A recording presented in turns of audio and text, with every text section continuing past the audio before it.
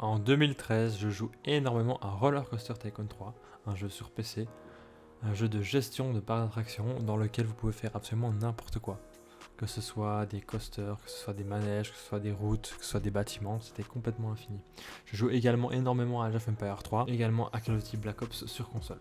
En 2012, j'avais une chaîne YouTube dans laquelle je faisais des gameplays, des commentaires, des tutoriels.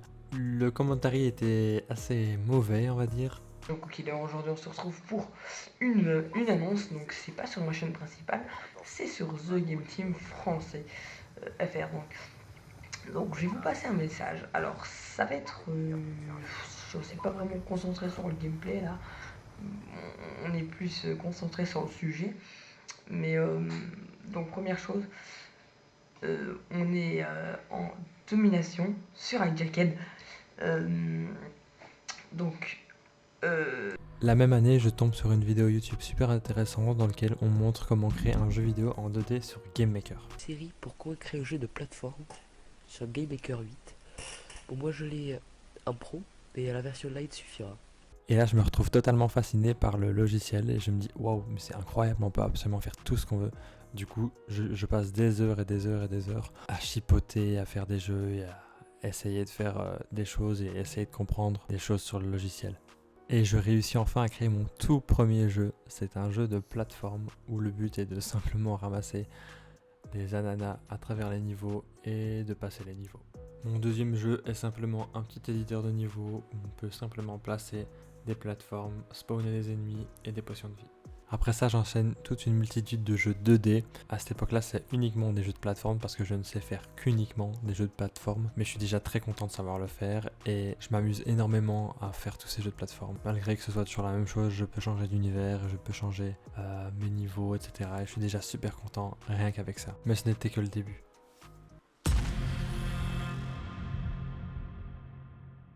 En 2014, je rencontre Yazlur. Pour moi, c'est un pas de plus dans le développement car on crée énormément de jeux ensemble. À voir, mais l'algorithme a été complètement refait. Là, par exemple, je vais faire un combat. Tout à fait Mais normal. t'as pas assez de lure, je crois. Si, ah oui, je n'en ai pas assez, effectivement. Du coup, je ne vais pas pouvoir faire de combat. Du coup, je vais combattre dans la campagne. C'est parti. Je sais pas si tu vas aller très loin parce que niveau 3. Ah, mais non, tu l'as boosté, je crois. Ouais, je vais booster, mais il a perdu de la structure. Regarde, 56. On va voir. Je suis pas allé loin. Je suis pas allé loin. Et voilà, je me suis fait one shot. Je suis complètement dégoûté. À l'époque, on avait fait Bislure qui était le plus gros jeu, le plus gros projet que j'avais fait. C'était un jeu de cartes à la Hearthstone Navigator. À cette époque-là, j'étais beaucoup en spectateur parce que je regardais beaucoup et devoir programmer.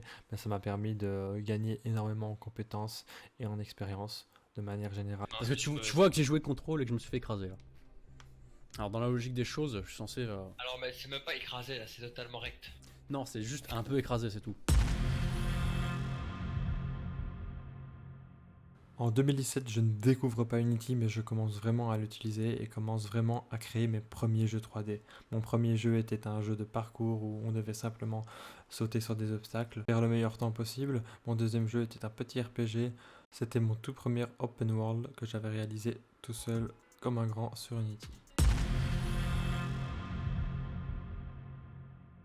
En 2018, je commence à m'intéresser de près aux multijoueurs. Je commence à créer mes premiers jeux multijoueurs avec Unity. Le multijoueur, c'est toujours ce qui m'a passionné le plus. C'est pour ça que quand j'ai commencé à réussir à en créer, j'étais vraiment content.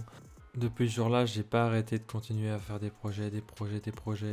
Là, sous vos yeux, c'était une sorte de MOBA que j'avais créé où le but était de défendre son spawn avec un système de cage, avec un cooldown. Il y avait aussi un autre jeu où en fait le but c'était que chacun avait son côté, chacun devait créer sa base. Et au lever du petit FX que vous voyez au milieu, les joueurs peuvent commencer à se battre. Le but c'était de défendre le trophée qu'on avait chacun de notre côté. Pour ça on avait des pièges qu'on pouvait craft, des armes qu'on pouvait ramasser, etc.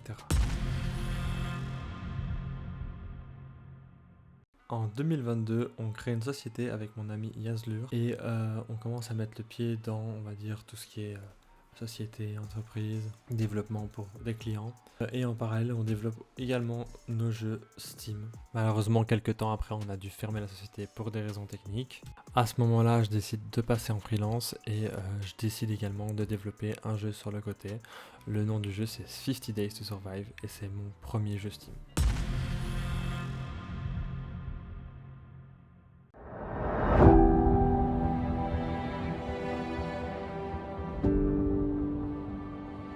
En 2022, je commence 50 Days to Survive, un jeu que je vais sortir sur Steam. C'est un jeu survie tout à fait classique où le but est de survivre 50 jours dans le désert. Il y a un système de craft, un système de survie, faim, soif, un système de construction, un système de monture et j'investis beaucoup de temps sur ce jeu. Je sors le jeu le 3 mars 2022 mais malheureusement je ne fais pas autant de ventes qu'espéré. Mais je suis déjà quand même très content d'avoir fait cette expérience. C'était en fait un premier test pour la sortie d'un jeu sur Steam. Malheureusement, le jeu était assez ambitieux et par la suite, vous allez voir que je me suis reconcentré sur un jeu beaucoup plus basique, mais qui est beaucoup plus à ma portée. Parce qu'un jeu de survie développé tout seul, c'est très compliqué parce qu'il y a beaucoup de choses à prendre en compte.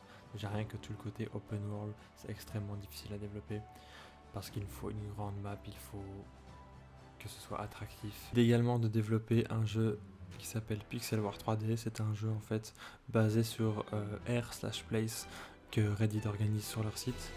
Mon idée c'était de faire le même concept mais en version 3D, c'est-à-dire que chaque nation construise un bâtiment, claim leur bâtiment avec un drapeau et après les personnes peuvent détruire le bâtiment des autres, en fait se faire une guerre entre guillemets de cubes.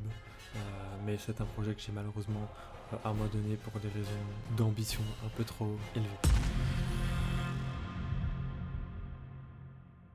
Il y a 1 mois et demi à partir de maintenant que j'ai commencé à développer Breach. Breach c'est quoi? C'est un nouveau jeu que je développe qui est basé sur le duel 1v1. Le but est simplement de venir à bout de son adversaire pendant 5 rounds. Au début vous pouvez choisir et acheter des armes à chaque round. Vous avez un système d'économie à gérer. Chaque arme a des compétences bien spéciales. Mon but ce serait de rendre le jeu le plus skillé possible pour pouvoir après organiser des tournois. Prévu de sortir le jeu dans quelques semaines sur Steam. Donc si le jeu vous intéresse, je vous invite à aller voir la page Steam. Je cherche actuellement des joueurs qui seraient intéressés de tester et de faire des tests, de me donner des retours et des feedbacks sur ce que je pourrais améliorer sur le jeu. Sur ce, merci d'avoir regardé la vidéo et à la prochaine.